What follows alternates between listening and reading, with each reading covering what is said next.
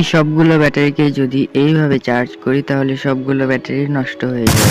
আমরা অনেকেই ব্যাটারিকে সরাসরি মোবাইলের চার্জার দিয়ে কানেক্ট করে চার্জ করি, আবার অনেকে এই ধরনের লিথিয়াম ব্যাটারির চার্জার ব্যবহার করে ব্যাটারিকে চার্জ করি। কিন্তু সরাসরি মোবাইলের চার্জার এবং এই লিথিয়াম ব্যাটারি চার্জারগুলো দিয়ে চার্জ করলে ব্যাটারি নষ্ট হয়ে যায়, কারণ এগুলোর মধ্যে কোনো ওভারচার্জ প্রোটেকশন থাকে না। আজকে আমরা ব্যাটারির জন্য একটি স্বল্পমূল্যে এবং খুবই ভালো ব্যাটারি চার্জার তৈরি করব। এটি বানানোর জন্য লাগবে একটি পিভিসি পাইপ যেটা বেজ হিসেবে কাজ করবে, এবং একটি ব্যাটারি হোল্ডার এবং একটি TP4056 মডিউল। এই মডিউলটিতে ব্যাটারি ওভারচার্জ প্রোটেকশন আছে এবং ইন্ডিকেটর এলইডিও আছে। ব্যাটারি ফুল চার্জ হয়ে গেলে নীল বাতি জ্বলে এবং ব্যাটারি চার্জ হওয়া অবস্থায় লাল বাতি জ্বলে। হোল্ডারটিকে আমরা পিভিসি পাইপের উপরে এভাবে লাগিয়ে দিব এবং তার পাশে TP4056 মডিউলটিকে লাগিয়ে দিব। ব্যাটারি হোল্ডারের পজিটিভ এবং নেগেটিভ তার দুটিকে TP4056 এর B+ এবং B- এ লাগিয়ে দিব। এখন যদি আমরা ব্যাটারিটিকে চার্জ করি তাহলে রেড ইন্ডিকেটর জ্বলছে, তার মানে ব্যাটারিটি চার্জ হচ্ছে, এবং ব্লু ইন্ডিকেটর জ্বলা মানে হলো ব্যাটারিটি ফুল হয়ে গেছে এবং এটি চার্জ নেওয়া বন্ধ করে দিবে, যার ফলে আমাদের ব্যাটারিটি আর ওভার রিচার্জ হয়ে নষ্ট হয়ে যাবে।